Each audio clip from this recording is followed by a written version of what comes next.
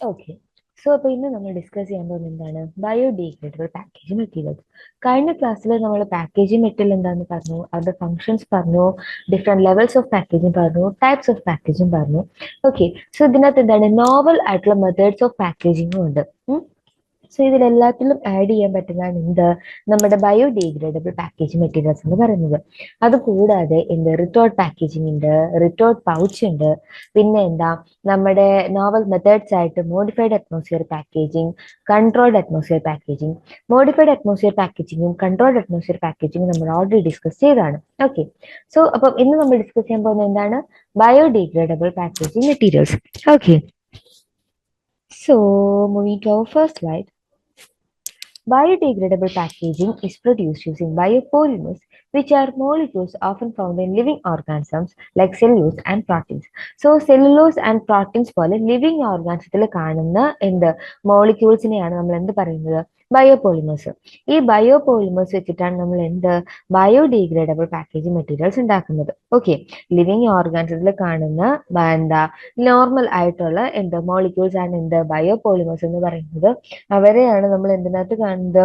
Biodegradable packaging മെറ്റീരിയൽസിന്റെ manufacturing വേണ്ടിയിട്ട് use ചെയ്യുന്നത്. Okay. So this means they can be safely consumed and degrade quickly and often decreated from waste. So ഇവരെ നമുക്ക് safe ആയിട്ട് consume ചെയ്യാം. കാരണം സെല്ലുലോസോ പ്രോട്ടീൻസോ ഒക്കെയാണ് സംഭവം. ആൻഡ് വളരെ പെട്ടെന്ന് തന്നെ ഡീഗ്രേഡ് ചെയ്ത് പൊക്കോളും. ആൻഡ് ഓഫൻ നമുക്ക് വേസ്റ്റിൽ നിന്ന് വരെ ഇവരെ ക്രിയേറ്റ് ചെയ്ത് എടുക്കാൻ പറ്റും. Okay. Biopolymers are used to produce a wide variety of biodegradable packaging from containers which leads to films. So, ഈ ബയോപോളിമേഴ്സ് യൂസ് ചെയ്തിട്ട് നമുക്ക് പല വെറൈറ്റി ഓഫ് ബയോഡീഗ്രേഡബിൾ പാക്കേജിംഗ് മെറ്റീരിയൽസിനെ ഇൻട്രൊഡ്യൂസ് ചെയ്യാം. ഓക്കെ. അതും എങ്ങനെയാണ്? ഈ ലിഡ് തൊട്ടിട്ട് ഫിലിംസ് വരെ നമുക്ക് ഉണ്ടാക്കാൻ പറ്റും. In regards to metal containers, the most relevant forms of biodegradable packaging used are films, coatings and bags. So, നമ്മൾ മെറ്റൽ കണ്ടെയ്നേഴ്സിന് യൂസ് ചെയ്യുന്ന പോലെ തന്നെ നമ്മൾ ഈ ബയോഡീഗ്രേഡബിൾ പാക്കേജിംഗ് മെറ്റീരിയൽസിന് 3 ഫോംസിൽ യൂസ് ചെയ്യുന്നുണ്ട്. ഏതൊക്കെയായിട്ടാ? ഫിലിംസ് ആയിട്ട് യൂസ് ചെയ്യുന്നുണ്ട്, കോട്ടിങ്സ് ആയിട്ട് യൂസ് ചെയ്യുന്നുണ്ട്, ബാഗ്സ് ആയിട്ട് യൂസ് ചെയ്യുന്നുണ്ട്. Okay. Biodegradable films are use to replace polyethylene films. Polyethylene അവരിനകത്ത് തന്നെ നമ്മൾ 3 പഠിച്ചായിരുന്നു. ഏതൊക്കെയായിരുന്നു? ലീനിയർ ലോ ഡെൻസിറ്റി പോളിയെത്തിലീൻ ഉണ്ടായിരുന്നു, പിന്നെ ലോ ഡെൻസിറ്റി പോളിയെത്തിലീൻ ഉണ്ടായിരുന്നു, അതുപോലെ തന്നെ ഹൈ ഡെൻസിറ്റി പോളിയെത്തിലീൻ ഉണ്ടായിരുന്നു. സോ നമ്മൾ ഈ ബയോപോളിമേഴ്സ് വെച്ചിട്ട് അല്ലെങ്കിൽ ഈ ബയോഡീഗ്രേഡബിൾ പാക്കേജിംഗ് വെച്ചിട്ട് ആരെയാണ് റീപ്ലേസ് ചെയ്യുന്നത്? നമ്മുടെ ഈ പോളിഎത്തിലീൻ ഫിലിംസിനെയാണ് നമ്മൾ റീപ്ലേസ് ചെയ്യുന്നത്. One of the most common uses of these films is wrapping perishables and sealing containers. ഈ നമ്മുടെ ബയോഡീഗ്രേഡബിൾ പാക്കേജ് മെറ്റീരിയൽസ് വെച്ചിട്ട് നമ്മൾ ചെയ്യുന്നത് ഏറ്റവും കൂടുതലായിട്ട് അല്ലെങ്കിൽ ഏറ്റവും കോമൺ ആയിട്ട് നമ്മൾ ഇവരെ യൂസ് ചെയ്യുന്നത് എന്തിനു വേണ്ടിയിട്ടാണ്? ഈ പെരിഷബിൾ ആയിട്ടുള്ള ഫുഡ് പ്രോഡക്ട്സ് ഒക്കെ ഉണ്ടല്ലോ, പെരിഷബിൾ ആയിട്ടുള്ള ഫുഡ് പ്രോഡക്ട്സിനെ ഒക്കെ എന്ത് ചെയ്യാൻ വേണ്ടിയിട്ട്? റാപ്പ് ചെയ്യാൻ വേണ്ടിയിട്ട്, അല്ലെങ്കിൽ കണ്ടെയ്നേഴ്സ് ഒക്കെ സീൽ ചെയ്യാൻ വേണ്ടിയിട്ടാണ് വളരെ കോമൺ ആയിട്ട് നമ്മൾ ഈ ഒരു മെത്തേഡ് യൂസ് ചെയ്യുന്നത്. This makes them one of the most frequently used forms of biopolymers applied in conjunction with metal containers for foods and cosmetics.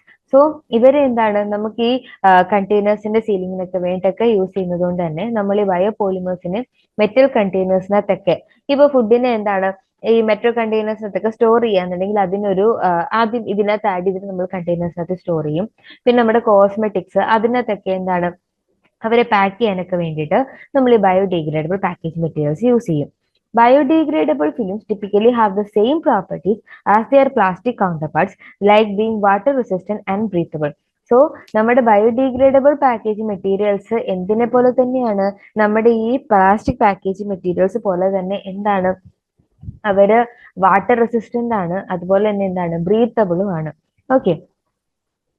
Biodegradable coatings are often used on fruits and vegetables to prevent microbial contamination and increase shelf life.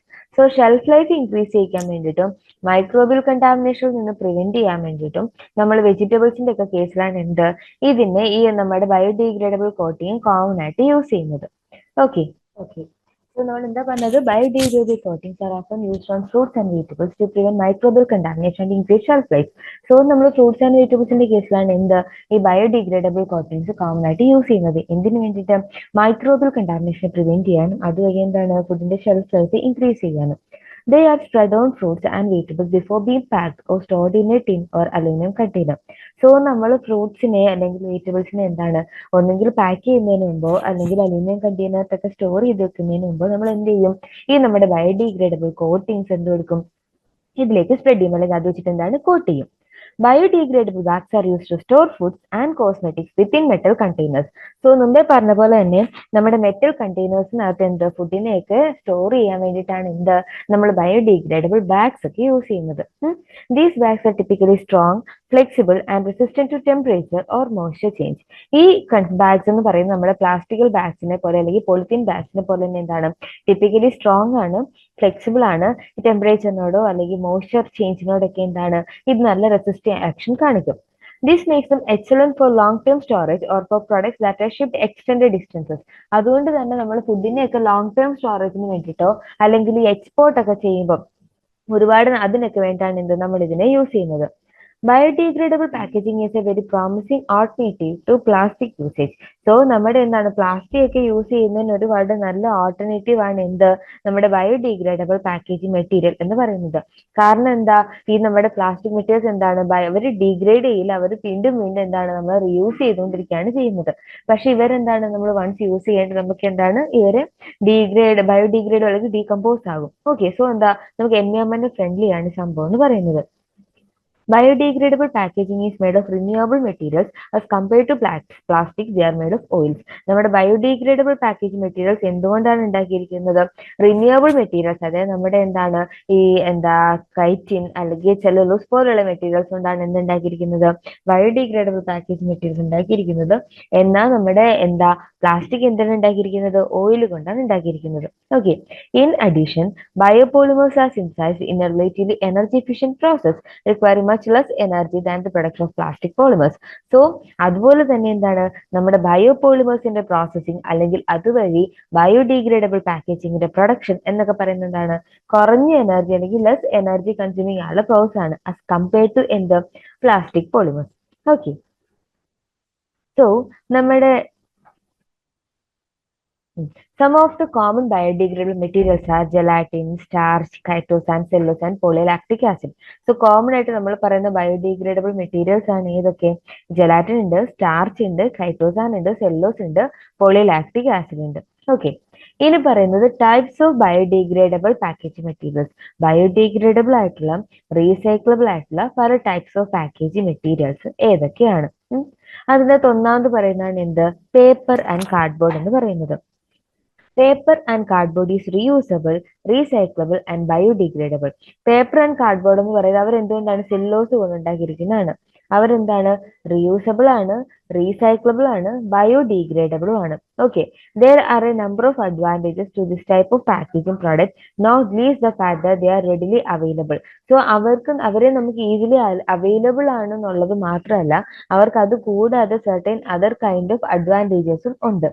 Many packaging manufacturing companies offer an environmentally friendly option which has been created using a high proportion of recycled paper. So ഇവരെന്താണ് എൻവയോൺമെന്റൽ friendly ആണ്, നമുക്ക് എന്താണ് ഇതിനെ എത്രമാത്രം recycle ചെയ്ത് വേണമെങ്കിൽ ഉപയോഗിക്കാം. ഇപ്പം പേപ്പർ ആൻഡ് കാർഡ്ബോർഡ് കേസ് ആണെങ്കിൽ നമ്മൾ ഒരു ദിവസം എത്രമാത്രം പേപ്പറിനെ എടുക്കുന്നുണ്ട്. സോ അത്രമാത്രം പേപ്പറിനെ എന്താണ് നമ്മളിപ്പോൾ വേസ്റ്റ് ആക്കുവാണെങ്കിൽ അതിനെ റീസൈക്കിൾ ചെയ്ത് വീണ്ടും എന്താണ് പേപ്പർ ആക്കി കൺവേർട്ട് ചെയ്യാണ് ചെയ്യുന്നത്.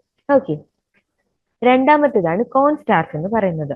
items made from corn starch are biodegradable and are ideal for items which have a limited use such as takeaway foods. So corn starch വെച്ചിട്ടുള്ള ബയോഡിഗ്രേഡബിൾ പാക്കേജ് മെറ്റീരിയൽ എന്താണ് വളരെ ഐഡിയൽ ആയിട്ടുള്ളതാണ്. എന്തിനു വേണ്ട, വളരെ ലിമിറ്റഡ് യൂസ്. ഇപ്പം ടേക്ക് അവേ ഫുഡ്സിന്റെ ഒക്കെ കേസിൽ മാത്രമേ നമ്മൾ ഇതിനെ യൂസ് ചെയ്യത്തുള്ളൂ. They are good option for all types of food packaging and also make good packaging peanuts to protect and support item when send through the post. So ഇവരെന്താണ് നമ്മൾ ഈ ഒരുപാട് ദൂരത്തേക്കൊക്കെ പാക്ക് ചെയ്ത് അയക്കുന്നതിന് അല്ലെങ്കിൽ പീനട്സിനൊക്കെ പാക്ക് ചെയ്യാൻ വേണ്ടിയിട്ടാണ് ഈ കോൺ സ്റ്റാർച്ച് കൊണ്ടുള്ള ബയോഡിഗ്രേഡബിൾ പാക്കേജിംഗ് മെറ്റീരിയൽസ് യൂസ് ചെയ്യുന്നത്. And corn starch packaging biodegrades and has a limited negative impact to the environment. ഈ കോൺ സ്റ്റാർ പാക്കേജിംഗ് എന്ന് പറയുന്നത് എന്താണ് ബയോഡിഗ്രേഡബിൾ ആണ് ആൻഡ് അതുപോലെ തന്നെ അവർക്ക് എൻവയോൺമെന്റിനോട് കുറച്ച് നെഗറ്റീവ് ഇമ്പാക്ട് മാത്രമേ ഉണ്ടാവൂ. അടുത്തതാണ് ബബിൾ റാപ്പ് എന്ന് പറയുന്നത്. ബബിൾ റാപ്പ് എന്താന്ന് വെച്ചാൽ This is widely used as a packaging material.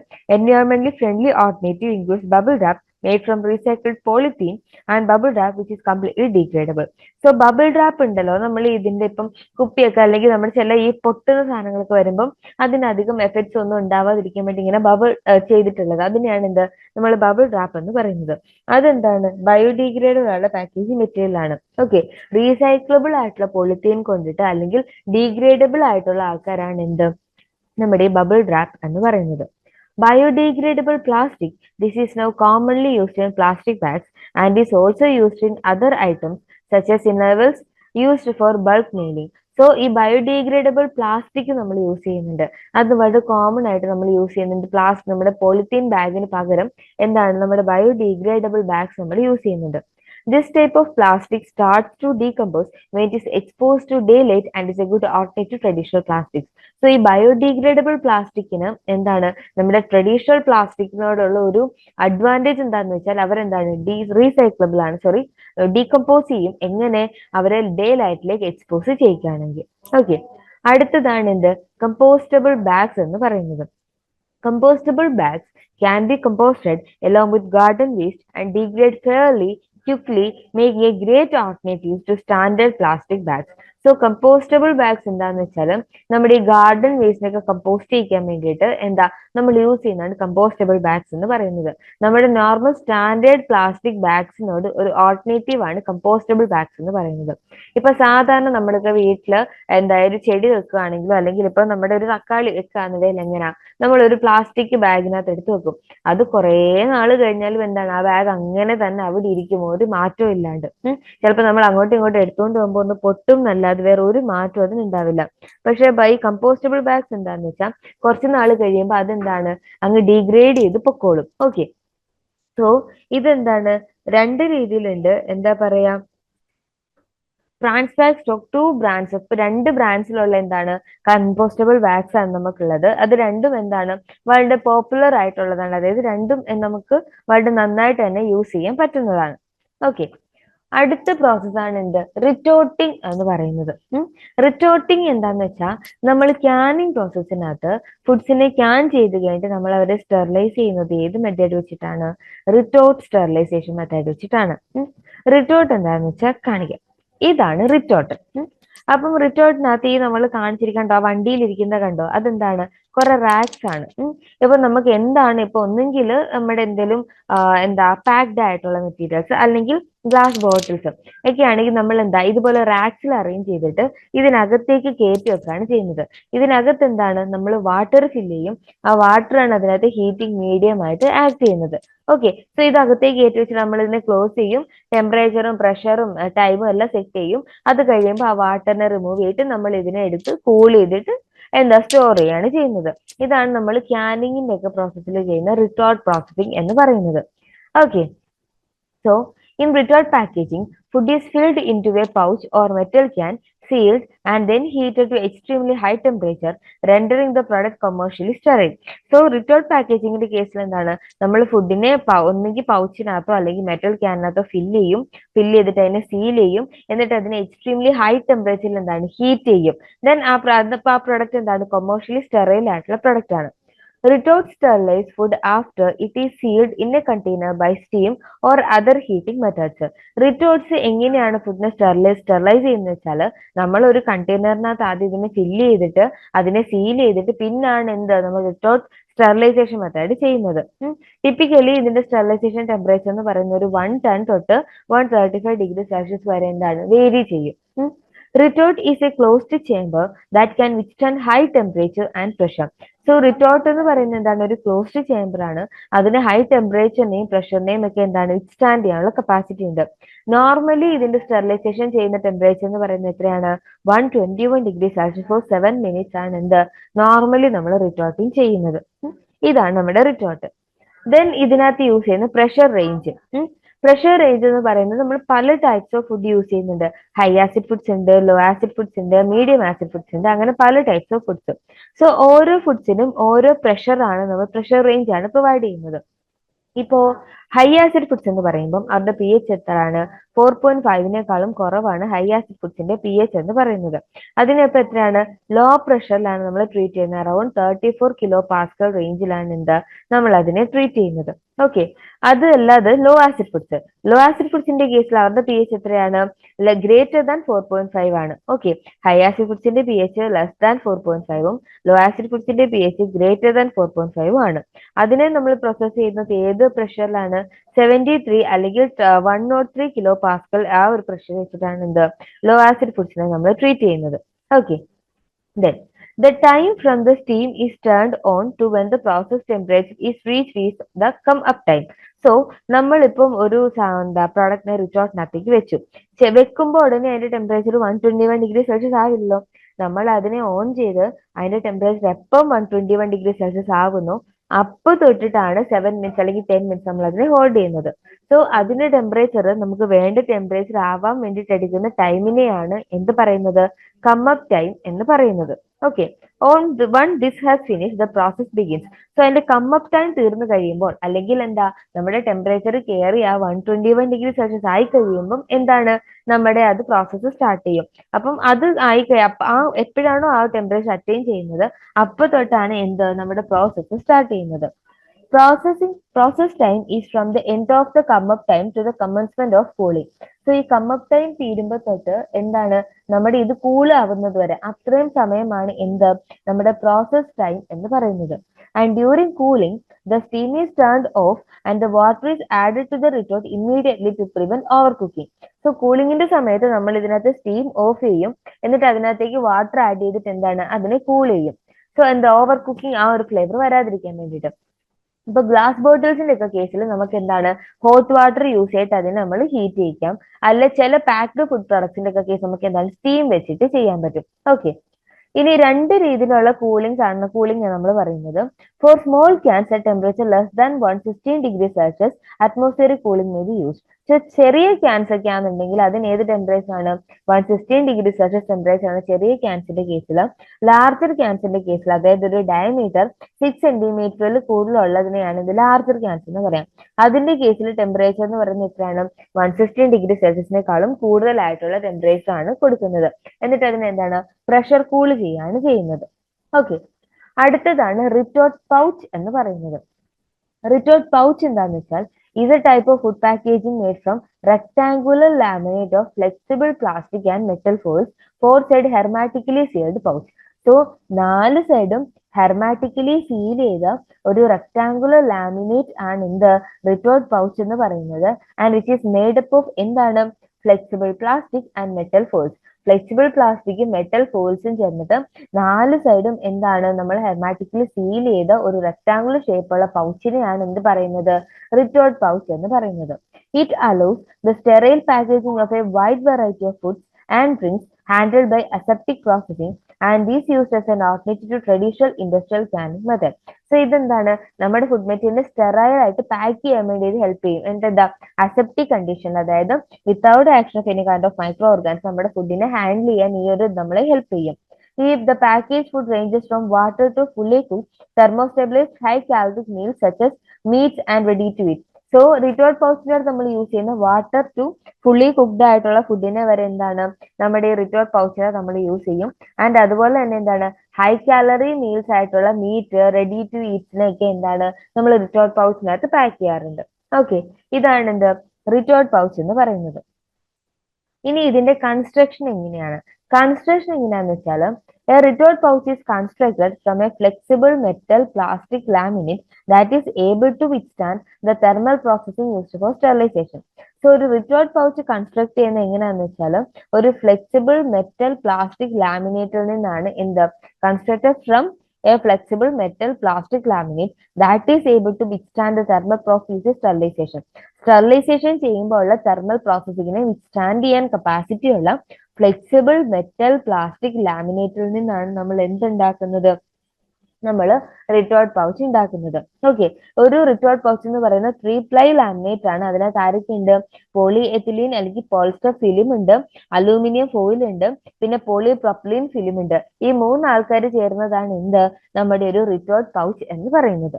Okay, അവരുടെ ഒരു കണ്ടീഷൻ അല്ലെങ്കിൽ അവർക്ക് വേണ്ട ഒരു പ്രോപ്പർട്ടി എന്താണ്, ഈ നമ്മുടെ സ്റ്റെറിലൈസേഷൻ പ്രോസസ് പോലുള്ള ഹൈ ടെമ്പറേച്ചറിനെ വിത്ത്സ്റ്റാൻഡ് ചെയ്യാനുള്ള കപ്പാസിറ്റി വേണം അവർക്ക്. ഓക്കെ, അടുത്തത് നമ്മൾ പറയുന്നതാണ് ആക്റ്റീവ് പാക്കേജിംഗ് എന്ന് പറയുന്നത്. ആക്റ്റീവ് പാക്കേജിംഗ് എന്താണെന്ന് വെച്ചാൽ is an innovative concept that can be defined as a mode of packaging in which the package, the product, and the environment interact to the prolonged shelf life or enhance safety or sensory properties while maintaining the quality of the product. So active packaging എന്താണെന്ന് വെച്ചാൽ അതെന്താണ്, അതൊരു innovative concept ആണ്. അതിന് നമുക്ക് എങ്ങനെ define ചെയ്യാന്ന് വെച്ചാൽ is a mode of packaging which the package, the product, and the environment interact to prolong shelf life or enhance safety or sensory properties. So അതിനകത്തെ പാക്കേജും പ്രോഡക്റ്റും എൻവയോൺമെന്റും എന്തിലാണ് ആ പ്രോഡക്റ്റിന്റെ ഷെൽഫ് ലൈഫ് എൻഹാൻസ് ചെയ്യാൻ, അതിന്റെ സെൻസറി അല്ലെങ്കിൽ സേഫ്റ്റി പ്രോപ്പർട്ടീസിനെ എൻഹാൻസ് ചെയ്യാൻ, while എങ്ങനെ ആ പ്രോഡക്റ്റിന്റെ overall quality maintain ചെയ്യിച്ചുണ്ട്. Okay, അപ്പൊ ആ പ്രോഡക്റ്റും അതിന്റെ പാക്കേജും അതിന്റെ എൻവയോൺമെന്റും എന്തിനെ മാത്രമാണ് എയിം ചെയ്യുന്നത്, ആ പ്രോഡക്റ്റിന്റെ ക്വാളിറ്റി കീപ്പ് ചെയ്യുക, അതിനാണ് എയിം ചെയ്യുന്നത്. Okay, this is particularly important in the area of fresh and extended shelf life foods. So, fresh foodsന്റെ അല്ലെങ്കിൽ extended shelf life foodsന്റെ ഒക്കെ കേസിലാണ് നമ്മൾ ഈ ആക്റ്റീവ് പാക്കേജിംഗ് എന്ന് പറയുന്ന മെത്തേഡ് പറയുന്നത്. Intelligent packaging has been defined as a packaging system which monitors the condition of packaged foods to give information about the quality of the packaged food during transport and storage. Then അടുത്തതാണ് active packaging തന്നെയാണ് ഒരു പരിധിവരെ intelligent packaging എന്ന് പറയുന്നത്. അതായത് once നമ്മൾ ആ ഒരു ഫുഡിനെ സ്റ്റോർ ചെയ്തില്ലെങ്കിൽ പാക്ക് ചെയ്ത് കഴിഞ്ഞിട്ടും നമ്മൾ അതിനെ പാക്ക് ചെയ്ത് കഴിഞ്ഞ് നമ്മൾ അതിനെ മോണിറ്റർ ചെയ്യണം. അതിന്റെ ട്രാൻസ്പോർട്ടേഷൻ അല്ലെങ്കിൽ സ്റ്റോറേജിന്റെ സമയത്ത് ആ ഫുഡിന്റെ ക്വാളിറ്റിയിൽ എന്തെങ്കിലും വ്യത്യാസം ഉണ്ടോ ഇല്ലയോ നമ്മൾ നോക്കി നമ്മൾ അതിനെ മോണിറ്റർ ചെയ്യുന്നതാണ് ഇന്റലിജന്റ് പാക്കേജിംഗ് എന്ന് പറയുന്നത്. It performs some desired functions other than merely providing a barrier to the external environment. Normally നമ്മൾ പറഞ്ഞ പാക്കേജ് മെറ്റീരിയൽ ബാരിയർ ആയിട്ട് ആക്ട് ചെയ്യുന്നു, അല്ലെങ്കിൽ നമ്മുടെ ഫുഡിന് ഒരു പ്രൊട്ടക്ഷൻ പ്രൊവൈഡ് ചെയ്യുന്നു എന്നല്ലേ നമ്മൾ പറഞ്ഞു. സോ ആ ഒരു പ്രൊട്ടക്ഷൻ പ്രൊവൈഡ് ചെയ്യുന്നത് മാത്രം അല്ലാതെ നമ്മുടെ ആക്റ്റീവ് പാക്കേജിംഗ് അല്ലെങ്കിൽ ഇന്റലിജന്റ് പാക്കേജിംഗ് അതർ ഫങ്ഷൻസും കാണിക്കുന്നുണ്ട്. At present time, active and intelligent packaging systems are mainly used in Asia or the United States, whereas in Europe its use is not widespread. So, നമ്മുടെ ഇപ്പോഴത്തെ ഒരു സാഹചര്യത്തിൽ ഏഷ്യയില അല്ലെങ്കിൽ United സ്റ്റേറ്റ്സിലാണ് നമ്മുടെ intelligent packaging അല്ലെങ്കിൽ active packaging method most widely ആയിട്ട് use ചെയ്യുന്നത്. യൂറോപ്പ് പോലുള്ള കൺട്രീസിൽ അത് അത്ര പ്രചാരത്തിൽ വന്നിട്ടില്ല. Okay, the active or intelligent packaging should fulfill following conditions. So നമ്മുടെ ഒരു ആക്റ്റീവ് പാക്കേജിംഗ് അല്ലെങ്കിൽ ഇന്റലിജന്റ് പാക്കേജിംഗിന് സർട്ടൻ കണ്ടീഷൻസിനെ അവർ പ്രോസസ് ചെയ്യാനുണ്ട്. Okay, the materials must be appropriate and effective for their intended use. നമ്മൾ ഈ ആക്റ്റീവ് പാക്കേജിംഗ് അല്ലെങ്കിൽ ഇന്റലിജന്റ് പാക്കേജിംഗ് എടുക്കുന്ന മെറ്റീരിയൽസ് അപ്രോപ്രിയേറ്റ് ആയിരിക്കണം. അവർക്ക് തരുന്ന ഫംഗ്ഷൻ അവരുടെ പ്രോപ്പറായിട്ട് ചെയ്യാൻ പറ്റണം. ഓക്കെ, അല്ലെങ്കിൽ അവർക്ക് അവരുടേതായുള്ള പെർട്ടിക്കുലർ യൂസ് ഉണ്ടായിരിക്കണം. Okay, materials and articles including active and intelligent materials and articles shall be manufactured in compliance with good manufacturing practices. So നമ്മുടെ ആക്റ്റീവ് പാക്കേജിംഗ് അല്ലെങ്കിൽ ഇന്റലിജന്റ് പാക്കേജിംഗിന് വേണ്ടി എടുക്കുന്ന മെറ്റീരിയൽസ് GMP പ്രോപ്പർ ആയിട്ട് ഫോളോ ചെയ്യണം, അല്ലെങ്കിൽ ഗുഡ് മാനുഫാക്ചറിംഗ് പ്രാക്ടീസസ് പ്രോപ്പർ ആയിട്ട് follow ചെയ്യണം. Okay, the materials must display information about the use or the permitted uses and other relevant information such as the name and quantity of the substance released by the active component. So നമ്മുടെ ആ ഒരു മെറ്റീരിയലിൽ നമ്മൾ കുറച്ച് കാര്യങ്ങൾ label ചെയ്യണം. എന്താന്ന് വെച്ചാൽ നമ്മുടെ ഈ ആക്റ്റീവ് പാക്കേജിങ്ങിന് സർട്ടൻ യൂസ് ചെയ്യുന്ന കമ്പോണൻസ് ഉണ്ട്. അവർ ഏതെങ്കിലും റിയാക്ഷൻ വഴി ഏതെങ്കിലും സബ്സ്റ്റൻസ് റിലീസ് ചെയ്യുന്നുണ്ടോ, ഫർദർ റിയാക്ഷൻ വല്ലതും കാണിക്കുന്നുണ്ടോ, അങ്ങനെയുള്ള കാര്യങ്ങളൊക്കെ നമ്മൾ അതിൽ ലേബിൾ ചെയ്യണം. ഓക്കെ, നമ്മൾ അതിനകത്ത് എന്തെങ്കിലും ആഡ് ചെയ്തിട്ടുണ്ടെങ്കിൽ അതിന്റെ പെർമിറ്റഡ് യൂസും കാര്യങ്ങളും ഒക്കെ. Then mandatory labeling with the words "do not eat" must be provided to enable consumers to distinguish non-edible parts when these may be perceived as edible. This information must be visible, legible and indelible. So നമ്മുടെ intelligent packaging "do not eat" എന്നതിൽ എഴുതിയിരിക്കണം. കാരണം ചില ആൾക്കാർ അത് edible ആണെന്ന് consider ചെയ്യും, അങ്ങനെയല്ല. Okay, then നമ്മുടെ ഈ ആക്റ്റീവ് പാക്കേജിംഗ് അല്ലെങ്കിൽ ഇന്റലിജന്റ് പാക്കേജിങ്ങിനെ നമ്മൾ ആദ്യം പറയുന്നതാണ് ഓക്സിജൻ സ്കാവഞ്ചേഴ്സ് എന്ന് പറയുന്നത്. Packed foods include a certain amount of head space gases and entrained oxygen. So നമ്മുടെ പാക്കേജ്ഡ് ഫുഡ്സിന്റെ ഒക്കെ കേസിൽ ഒരു സർട്ടൻ സ്പേസ് നമ്മൾ വിടുന്നുണ്ട്. ഇപ്പോൾ ഒരു എത്രയാണ് 1 സെന്റിമീറ്റർ അല്ലെങ്കിൽ 2 സെന്റിമീറ്റർ ഒക്കെ നമ്മൾ ഫുഡ് ഫില്ല് ചെയ്ത് കഴിഞ്ഞിട്ട് കുറച്ച് പോർഷൻ നമ്മൾ വിടുന്നുണ്ട്. അതിനെയാണ് നമ്മൾ പറയുന്നത് ഹെഡ് സ്പേസ് എന്ന് പറയുന്നത്. എന്തിനു വേണ്ടിയിട്ടാണ് ഹെഡ് സ്പേസ് വിടുന്നത്? പ്രോപ്പർ ആയിട്ട് ഫില്ലിംഗ് നടക്കാനും ഫർദർ നമ്മൾ അതിനെ പ്രോസസ് ചെയ്യുമ്പോൾ എന്താണ് അതിനെ കുറച്ച് തിളയ്ക്കൊക്കെ ചെയ്യുമ്പോൾ ലീക്കേജ് ഒക്കെ ഉണ്ടാവുന്നതിനെ പ്രിവെന്റ് ചെയ്യാൻ വേണ്ടിയിട്ട്. ഓക്കെ, സോ നമ്മുടെ ഈ ഹെഡ് സ്പേസിനകത്ത് എന്തുണ്ട്? ഗ്യാസസ് ഉണ്ട്, അല്ലെങ്കിൽ ഓക്സിജൻ കണ്ടന്റ് ഉണ്ടാവും. The presence of oxygen if not desired may result from inadequate evacuation during the packaging process, presence in the food itself or the packaging material, and release into the headspace, permeation through the package, and introduction of air due to poor sealing or micro perforations in the packaging material. So normally ആ head സ്പേസിന്റെ അവിടെ എന്താണ് നമ്മൾ exhaust ചെയ്താലും എന്താണ് ചില amount of air അതിനകത്ത് ഉണ്ടാവും. ഓക്കെ, ഒന്നെങ്കിൽ അങ്ങനെ, അല്ലെങ്കിൽ നമ്മൾ പ്രോപ്പർ ആയിട്ട് പാക്ക് ചെയ്യാത്തപ്പം അങ്ങനെയൊക്കെ ആ ഒരു പോർഷനിൽ ഹെഡ് സ്പേസ് അല്ലെങ്കിൽ എയർ ഉണ്ടാവും. A high level of oxygen reduces the nutrition value of food and reduces shelf life. ഇപ്പൊ നമ്മുടെ ആ ഒരു പാക്കേജിംഗ് മെറ്റീരിയലിനകത്ത് പ്രോട്ടീന്റെ കണ്ടന്റ് കൂടുതലാണെങ്കിൽ, അല്ലെങ്കിൽ പ്രോട്ടീന്റെ എമൗണ്ട് കൂടുതലാണെങ്കിൽ അത് എന്തിനെ അഫക്ട് ചെയ്യും? നമ്മുടെ ആ പ്രോഡക്റ്റിന്റെ ഷെൽഫ് ലൈഫിനെ അല്ലെങ്കിൽ ആ പ്രൊഡക്റ്റിന്റെ ന്യൂട്രീഷൻ വാല്യൂവിനെ എന്ത് ചെയ്യും? അഫക്ട് ചെയ്യും. Okay, the oxygen in head space gases react with the sensitive foods in the package and accelerate the deterioration of many food products. So നമ്മുടെ ഈ ഹെഡ് സ്പേസിലുള്ള ഓക്സിജൻ നമ്മുടെ ഇപ്പൊ സെൻസിറ്റീവ് ആയിട്ടുള്ള ഫുഡ് ആണെങ്കിൽ അതുമായിട്ട് റിയാക്ട് ചെയ്യും. റിയാക്ട് ചെയ്തിട്ട് ഡിറ്റോറിയേഷൻ നടക്കും. For example meat, sausage, milk, powder, spices, ഇതിന്റെയൊക്കെ കേസ് ആണെങ്കിൽ നമ്മുടെ ഗ്യാസ് ഇവരുമായിട്ട് റിയാക്ട് ചെയ്തിട്ട് ഫർദർ റിയാക്ഷൻസ് നടക്കും. Okay, and degradation of vitamins and rancidity of oils, nuts and fatty foods and also encourages microbial growth. So നമ്മുടെ ഫുഡിനകത്ത് change വരുത്തും. എങ്ങനെ? വൈറ്റമിൻസിനെ ഡിഗ്രേഡ് ചെയ്യും, ഓയിൽസിനെ ഒക്കെ റാൻസിഡ് ആക്കും. ഏതിനനുസരിച്ചാണ്? ഓക്സിഡേറ്റീവ് റാൻസിഡ് ഉണ്ടാക്കും. നട്ട്സില് പിന്നെ ഫാറ്റി ഫുഡ്സിലൊക്കെ പോയി ഇത് ആക്ട് ചെയ്യും. ആൻഡ് ഓൾസോ മൈക്രോബിയൽ ഗ്രോത്തിനെയും എൻകറേജ് ചെയ്യും. Okay, oxygen in the headspace of food packaging can be removed by vacuum sealing or by inert gas atmosphere in the packaging or both. So നമുക്ക് ഈ head സ്പേസിലുള്ള ഓക്സിജനെ ഒന്നെങ്കിൽ നമ്മൾ exhausting ചെയ്യാം, അല്ലെങ്കിൽ vacuum ceiling ചെയ്യാം, അല്ലെങ്കിൽ അതിനകത്ത് ഇനേർട്ട് ഗ്യാസിന് നമുക്ക് ഫില്ല് ചെയ്ത് കൊടുക്കാം, നൈട്രജൻ അല്ലെങ്കിൽ കാർബൺ ഡൈ ഓക്സൈഡിനെ. These technologies can remove about 90 to 95% of the oxygen present in the air from the packed food prior to or during packaging. So ഈ ഒരു മെത്തേഡ് വഴി, അതായത് ഒന്നുകിൽ വാക്യൂം സീലിംഗ് അല്ലെങ്കിൽ ഇനേർട്ട് ഗ്യാസസിനെ ഫില്ല് ചെയ്ത് കൊടുക്കുന്ന വഴി ഒരു പരിധി വരെ 90 to 95% നമുക്ക് നമ്മുടെ പാക്കേജിനകത്ത് എന്തിനെ റിമൂവ് ചെയ്യാൻ പറ്റും? ഓക്സിജനെ റിമൂവ് ചെയ്യാൻ പറ്റും. Okay, the shelf life of meat is increased by decreasing oxygen level as it prevents growth of fungi and aerobic bacteria. So നമ്മുടെ മീറ്റിന്റെ ഒക്കെ ഷെൽഫ് ലൈഫ് എങ്ങനെയാണ് നമുക്ക് ഇൻക്രീസ് ചെയ്യാൻ പറ്റുന്നത്? ആ ഫുഡിനകത്ത് ഓക്സിജൻ ലെവലിനെ ഡിക്രീസ് ചെയ്യിച്ചുകൊണ്ട്. ഓക്കെ, മീറ്റിന്റെ ഒക്കെ ഷെൽഫ് ലൈഫ് നമുക്ക് എങ്ങനെ ഇംപ്രൂവ് ചെയ്യിക്കാം? അതിനകത്തുള്ള ഓക്സിജന്റെ ഒക്കെ ലെവൽ ഡിക്രീസ് ചെയ്യിച്ചുകൊണ്ട്. അപ്പൊ ഓക്സിജൻ ലെവൽ കുറയുമ്പോൾ എയറോബിക് ബാക്ടീരിയയുടെയും അല്ലെങ്കിൽ ഫംഗിയുടെയും ഒക്കെ ഗ്രോത്ത് റെഡ്യൂസ് ആവും. Okay, oxygen scavengers reduce and actively control the residual levels of oxygen inside the package. So ഈ oxygen scavengers എന്തിനെ യൂസ് ചെയ്യുന്ന വെച്ചാൽ നമ്മുടെ പാക്കേജിനകത്ത് ഓക്സിജൻ കണ്ടന്റ് ഉണ്ടെങ്കിൽ അതിനെ റെഡ്യൂസ് ചെയ്യിക്കാൻ വേണ്ടിയിട്ടാണ് നമ്മൾ ഓക്സിജൻ സ്കാവഞ്ചേഴ്സ് യൂസ് ചെയ്യുന്നത്. ഇപ്പൊ ഫ്രൂട്ട്സിന്റെ ഒക്കെ കേസിലാണെങ്കിൽ നമ്മൾ ഓക്സിജൻ സ്കാവഞ്ചേഴ്സ് യൂസ് ചെയ്തില്ല എന്നാണെങ്കിൽ അവിടെ നടക്കും? റെസ്പിറേഷൻ നടക്കും. Okay, oxygen scavengers have the following advantages. So നമ്മൾ യൂസ് ചെയ്യുന്ന ഓക്സിജൻ സ്കാവഞ്ചേഴ്സിന് ചില അഡ്വാൻറ്റേജസ് ഉണ്ട്. They prevent oxidation phenomena like rancidification of fats and oils and consequent emergence of odors and flavors, loss of change of color characteristics of food, loss of oxygen sensitive nutrients. So നമ്മുടെ ഈ oxidate അല്ലെങ്കിൽ നമ്മുടെ oxygen scavengers അവര് അതിനകത്ത് നമ്മൾ use ചെയ്തില്ല എന്നുണ്ടെങ്കിൽ ഫുഡിനകത്ത് rancidification നടക്കും. നമ്മുടെ ഫുഡിനകത്തേക്ക് ഓഫ് ഫ്ലേവർ അല്ലെങ്കിൽ ഓഫ് ഓർഡർ പ്രൊഡ്യൂസ് ചെയ്യും. ഫുഡിന്റെ കളർ ചേഞ്ച് ആവും. പിന്നെ vitamin A, C, E, unsaturated fatty ആസിഡ്സിന്റെ ഒക്കെ ലോസ് ഉണ്ടാവും. ഓക്കെ, ഓക്സിജൻ സെൻസിറ്റീവ് ആയിട്ടുള്ള ന്യൂട്രിയൻസിന്റെ ഒക്കെ ലോസ് ഉണ്ടാവും. Then they prevent the growth of aerobic microorganism. Aerobic മൈക്രോ ഓർഗാനിസത്തിന്റെ ഗ്രോത്തിനെ ഇവർ പ്രിവെന്റ് ചെയ്യും. ഈ ഓക്സിജൻ സ്കാവഞ്ചേഴ്സ് യൂസ് ചെയ്യുന്നുണ്ടെങ്കിൽ അവരെന്ത് ചെയ്യും? ഓക്സിജനെ റിമൂവ് ചെയ്യുമ്പോൾ അതിനകത്ത് ഓക്സിജൻ ഉണ്ടാവില്ല. അപ്പൊ എയറോബിക് മൈക്രോ ഓർഗാനിസം ഗ്രോ ചെയ്യില്ല. They reduce or eliminate the need for preservatives and antioxidants in food by incorporating the added value of fresh or natural. So ഇവരെന്താണ് നമ്മുടെ ഈ പ്രിസർവേറ്റീവ്സ് ഒക്കെ ആഡ് ചെയ്യുന്ന പ്രോസസ് നമുക്ക് റിമൂവ് ചെയ്യാം. Like oxygen scavengers വെച്ചിട്ട് തന്നെ ഒരു പരിധിവരെ നമുക്ക് അതിനെ ഹാൻഡിൽ ചെയ്യാൻ പറ്റും, അല്ലെങ്കിൽ ഫുഡിന്റെ ഫ്രഷ്നെസ് അല്ലെങ്കിൽ ഹോൾസംനെസ് നമുക്ക് കീപ്പ് ചെയ്യാൻ പറ്റും. Okay, then They are an economical and efficient alternative to the use of modified atmosphere and vacuum packaging.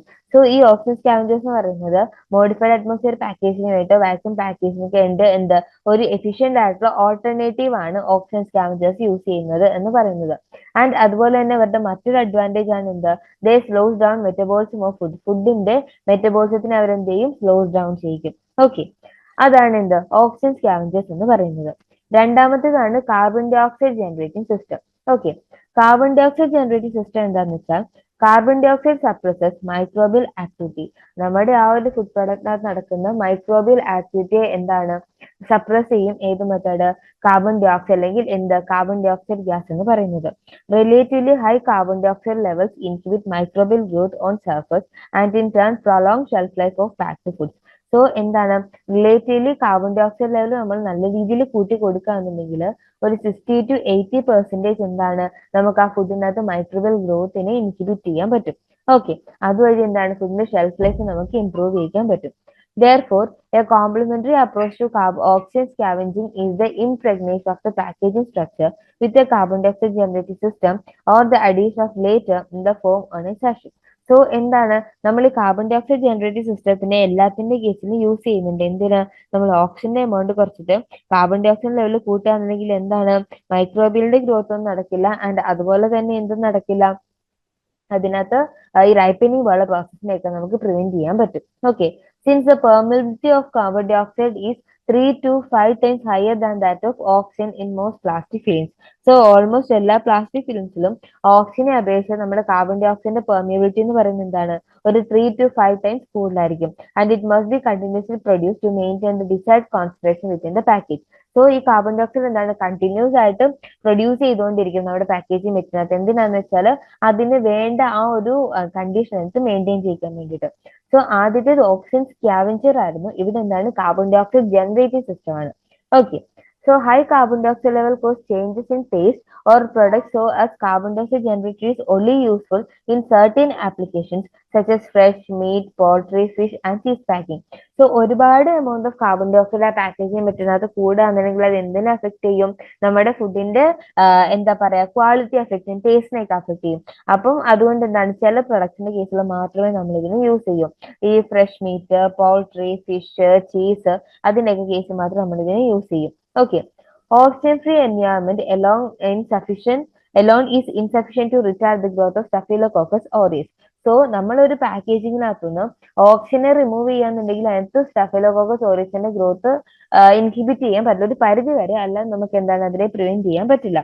Vibrio species, ഇഷ്വേഷ്യ coli, Bacillus cereus and Enterococcus faecalis at ambient temperatures. So ambient ടെമ്പറേച്ചേഴ്സിലൊക്കെ എന്താണ് ഇവരുടെ growth നടക്കും. So oxygen and carbon dye oxide absorber inhibit the growth of Clostridium sporogenes. So നമ്മൾ oxygen scavengers വെച്ചിട്ട് ഓക്സിജനെ remove ചെയ്യുകയും carbon dye oxide വെച്ചിട്ട് എന്താണ് ഇവർക്ക് ഇതിനെ കൊടുക്കുകയും ചെയ്യാന്നുണ്ടെങ്കിൽ അതിനകത്ത് ആ ഒരു കണ്ടീഷൻ നമ്മൾ കീപ്പ് ചെയ്താൽ ക്ലോസ്ട്രീഡിയം സ്പോറോജിൻസിന്റെ ഒക്കെ ഗ്രോത്തിനെ എന്താണ് നമുക്ക് ഇതിനകത്ത് പ്രിവെന്റ് ചെയ്യാൻ പറ്റും. ഓക്കെ, ദെൻ അടുത്തതാണ് എന്താ എത്തിലീൻ സ്കാവഞ്ചേഴ്സ് എന്ന് പറയുന്നത്. എത്തിലീൻ എന്താണ് നമ്മുടെ റൈപ്പനിങ് പ്രോസസ്സിനൊക്കെ ഹെൽപ്പ് ചെയ്യുന്ന ഒരു ഹോർമോൺ ആണ് എന്ത് എത്തിലീൻ എന്ന് പറയുന്നത്. The control of ethylene in stored conditions play a key role in prolonging the post-harvest life of many types of fresh produce. So fresh produce എന്ന് പറയുമ്പോൾ നമ്മുടെ ഫ്രൂട്ട്സിന്റെ ഒക്കെ കേസിൽ അവരെ നമ്മൾ ഹാർവെസ്റ്റ് ചെയ്ത് കഴിഞ്ഞിട്ട് അവരുടെ എന്താണ് ഷെൽഫ് ലൈഫ് ഇംപ്രൂവ് ചെയ്യിക്കാൻ വേണ്ടി നമുക്ക് ഈ എത്തിലീൻ സ്കാവഞ്ചേഴ്സ് യൂസ് ചെയ്യാൻ പറ്റും. കാരണം എന്താ നമ്മൾ ഹാർവെസ്റ്റ് ചെയ്യുന്ന ഫുഡിനകത്ത് എന്തുണ്ടെങ്കിൽ പ്രൊഡക്റ്റിനകത്ത് എന്തുണ്ട് എത്തിലീൻ കണ്ടന്റ് ഉണ്ടാവും. സോ നല്ല രീതിയിൽ എന്താണ് പിന്നീട് റെസ്പിറേഷൻ നടന്നിട്ട് അവർ പെട്ടെന്ന് പഴുക്കും ചില പ്രൊഡക്ട്സിനൊക്കെ. ഇപ്പൊ ഫോർ എക്സാമ്പിൾ നമ്മൾ മാങ്ങ അല്ലെങ്കിൽ പപ്പായ ഒക്കെ പറിച്ചു വെക്കുകയാണെന്നുണ്ടെങ്കിൽ അതെന്താണ് പറിച്ച് വെച്ച് കഴിയുമ്പോൾ അതിന്റെ റെസ്പിറേഷൻ നടക്കും. എന്തുകൊണ്ട്? അതിനകത്ത് എത്തിലീൻ കണ്ടന്റ് ഉള്ളത് കൊണ്ട്. Okay, so most fruits and vegetables release ethylene after they are harvested. അവരെ ഹാർവെസ്റ്റ് ചെയ്ത് കഴിയുമ്പോഴും അവർ എന്തിനെ റിലീസ് ചെയ്യും? എത്തിലീനെ റിലീസ് ചെയ്യും. ഓക്കെ, എത്തിലീൻ എന്ന് പറയുന്നത് എന്താണ്? അതൊരു ഫൈറ്റോ ഹോർമോൺ ആണ് that initiates and accelerates ripening. അവരെന്തിനെ ഇനിഷ്യേറ്റ് ചെയ്യും അല്ലെങ്കിൽ ആക്സിലറേറ്റ് ചെയ്യും? ആ ഫ്രൂട്ട്സിന്റെ റൈപ്പനിങ് പ്രോസസ്സിനെ എന്താണ് അത് ഇനിഷ്യേറ്റ് ചെയ്യും അല്ലെങ്കിൽ ആക്സിലറേറ്റ് ചെയ്യും. Okay, produces softening and degradation of chlorophylls. അവരെന്താണ് ക്ലോറോഫിലിനെ എന്ത് ചെയ്യും, ഡിഗ്രേഡ് ചെയ്യും, അതിനെ സോഫ്റ്റ് ആക്കും. And inevitably leads to deterioration of fresh or minimally processed fruits and vegetables. And അതിന്റെ ഒരു ഇത് കൂടി വരുമ്പോൾ എന്താണ്, ഈ മിനിമലി പ്രോസസ്ഡ് ആയിട്ടുള്ള ഫ്രൂട്ട്സ് ആൻഡ് വെജിറ്റബിൾസ് ഒക്കെ എന്താവും, ചീത്തയാവാൻ തുടങ്ങും.